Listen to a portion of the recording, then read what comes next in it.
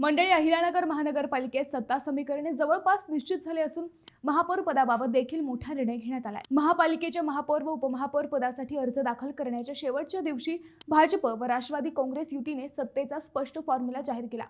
इच्छुकांची संख्या लक्षात घेता 2.5 वर्षांचा कार्यकाळात महापौर व उपमहापौर ही पदे पक्षांतर्गत सव्वा वर्षे वाटून दिली जाणार असल्याचे स्पष्ट करण्यात आले। नामांतरानंतरचा अहिल्यानगरचा पहिला महापौर होण्याचा मान राष्ट्रवादीच्या ज्योती गाडे तर उपमहापौर पदाचा मान भाजपचे धनंजय जाधव यांना मिळालाय। मंत्री विखे पाटील यांनी सांगितले, आमदार जगताप व डॉक्टर विखे यांनी युतीचा अधिकृत निर्णय जाहीर केलाय। महापौर व उपमहापौर ही पदे पक्षांतर्गत सव्वा वर्षे वाटून दिली जाणार आहेत। दरम्यान स्थायी समिती सभापती, महिला व बालकल्याण समितीचे सभापती व उपसभापती, सभागृह नेता तसेच स्थायी व महिला बालकल्याण समित्यांच्या सदस्य, स्वीकृत नगरसेवक नियुक्तीबाबत अंतिम निर्णय आमदार संग्राम जगताप व डॉक्टर विखे संयुक्तपणे घेणार असल्याचे देखील त्यांनी सांगितले। त्यामुळे आता इतर समित्यांवर कोण बसणार याकडे नगरकरांचे लक्ष लागले आहे।